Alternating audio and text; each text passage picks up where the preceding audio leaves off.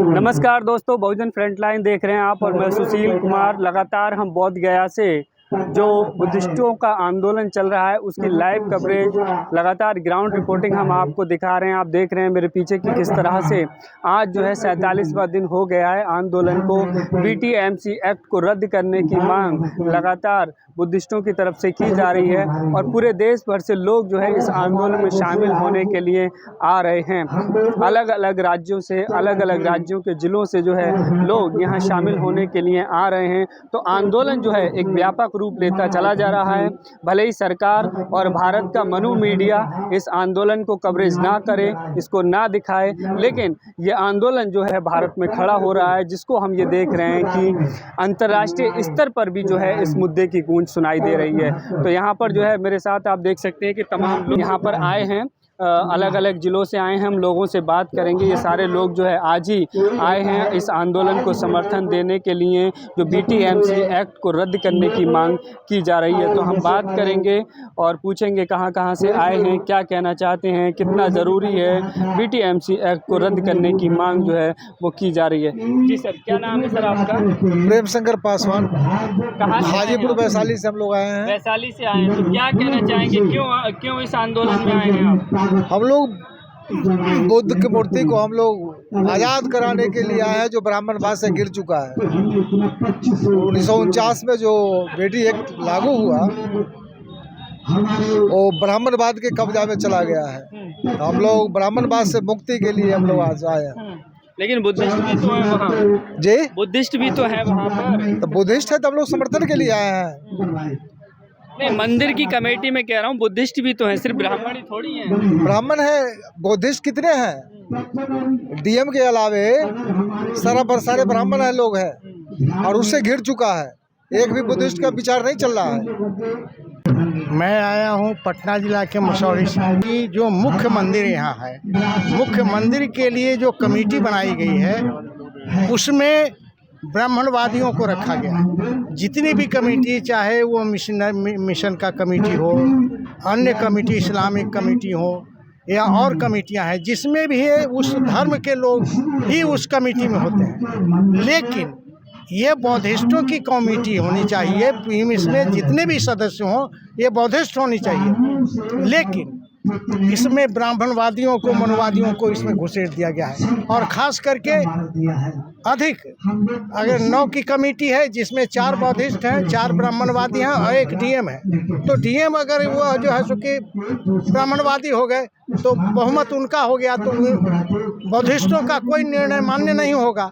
इसलिए हम चाहते हैं कि जो एक्ट बना है उस एक्ट को निस्तारित हो, उसको रद्द किया जाए और इस कमेटी में बिल्कुल शुद्ध रूप से बौद्धिस्टों की कमेटी बने। लेकिन ब्राह्मण तो कह रहे हैं कि बुद्ध विष्णु के 9वें अवतार थे, वो हिंदू धर्म से अलग नहीं है। बिल्कुल कोई अवतार नहीं है। ये जिस तरह से ये ब्राह्मणवादी ग्रंथ बना रखे हैं, चाहे वह वेद हो, पुराण हो, उपनिषद हो, जो भी हो, उसी तरह से हर जगह पर अपनी घुसपैठ करना चाहते हैं। जहाँ आमदनी का जगह है वहाँ घुसपैठ करना चाहते हैं। धर्म को धंधा बना देना चाहते हैं। जैसे जितने भी भारतवर्ष में देखिए बड़े बड़े मंदिर हैं, उसमें उसको धर्म का धंधा ही लोग बना रखा है। और जितना भी अकूत संपत्ति जो है सो कि ये मंदिरों में जमा कर रखे हैं। मैं रंजीत पासवान, पूर्व जिला पार्षद, भगवानपुर वैशाली। जो वैशाली गणतंत्र की जननी, महामानव गौतम बुद्ध की कर्म भूमि और विश्व की दूसरी महिला, वैशाली की नगर वधू आम्रपाली बुद्धिस्ट महिला थी, उस धरती से मैं आया हूँ। यहाँ जो षड्यंत्रकारी लोग हैं वो यहाँ का जो प्रशासनिक कमेटी है, बौद्ध मंदिर का जो प्रशासनिक कमेटी है, उसमें षड्यंत्र के तहत जो यहाँ गैर बौद्धिस्टों को रखा गया है, उससे मुक्ति के लिए हम लोग इस आज के इस धरना स्थल पर शामिल हुए हैं। और हम लोग चाहते हैं कि बाबा साहब का जो संविधान है, जिस संविधान के अंतर्गत देश में सभी जाति धर्म के लोगों को रहने का अधिकार है, और उसी के तहत जब सभी जाति धर्म के लोगों का अपना अपना धर्म स्थल है और उस धर्म स्थल पर अपना अपना उन लोगों का कमेटी है, तो बौद्धिस्टों का अपना कमेटी क्यों नहीं? यहाँ जितने भी कमेटी में सदस्य हो वो बौद्धिस्ट होना चाहिए। इसी के समर्थन में हम सभी लोग। क्या दिक्कत है अगर ब्राह्मण उसके सदस्य हैं तो उससे क्या दिक्कत है? वो लोग तो कह रहे हैं कि विष्णु के 9वें अवतार थे, हिंदू धर्म से अलग नहीं है। नहीं, यही तो भ्रमित करने की बात है। यह बात बोल के वो हमारे जितने भी यहाँ के मूल निवासी भारत के लोग हैं, जो बौद्धिस्ट विचारधारा के लोग हैं, उनके बीच में भ्रम पैदा करते हैं। सही मायने में तो खुद हिंदू नहीं है। और ऐतिहासिक पहलू पर जाएंगे तो खुद अपने आप को उन लोगों ने कहा कि मैं हिंदू नहीं हूँ। ये मुगल काल की बात है।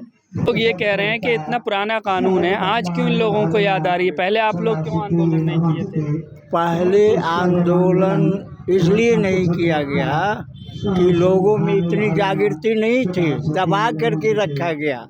पढ़े लिखे लोग कम थे। आज उस चीज़ को लोग जाने हैं, इसलिए ये मांग कर रहे हैं कि हमारा बौद्ध मंदिर है बौद्धों को सुपुर्द किया जाए। और वह मनुवादियों द्वारा उसे दखल किया गया है। वो सही में वो बौद्धिस्ट नहीं है, वो मनुवादी हैं और अपना धंधा चला रहे हैं। अच्छा, धंधा चल रहा है? हाँ, उनका धंधा चल रहा है। इसलिए सही माने में कहा जाए तो वह बौद्धों का मंदिर है, मनुवादियों का मंदिर नहीं है। इसलिए BT एक्ट 1949 को रद्द किया जाए और ये बोधि विहार जो मंदिर है उसको बौद्धों को सुपुर्द किया जाए और बौद्धिस्ट ही उसका देखभाल करे। भारत के संविधान 1950 में लागू हो जाने से उसमें ही लिखा हुआ है कि संविधान को लागू होते ही उसके पूर्व जितने भी कानून बने हुए हैं, जितने भी इससे संबंधित जो भी बने हुए हैं, सब शून्य हो जाएंगे। तो जब संविधान लागू है, यह कानून 1950 से पहले का है, इसको शून्य हो जाना चाहिए था। गवर्नमेंट को एक्शन लेना ही नहीं चाहिए था। इसलिए यह संवैधानिक मामला है, लड़ते लड़ते इनको पीछे भागना पड़ेगा। लेकिन ब्राह्मण कह रहे हैं कि हिंदुओं की और बौद्धों की साझा विरासत है महाविहार। हिंदू उनके कहने से कुछ होने वाला नहीं है। देश चलेगा संविधान से, ब्राह्मण कुछ कहने से और बोलने से देश चलने वाला नहीं है। इसलिए संविधान जब तक लोगों से बात करते हैं, हम कह रहे हैं कि ब्राह्मण तो मूल रूप से विदेशी है। अच्छा, 12% उसका आबादी है।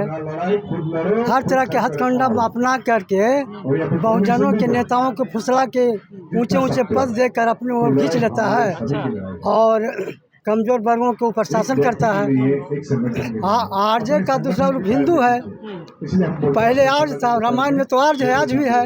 रामायण महाभारत देख के उसमें आर्य है।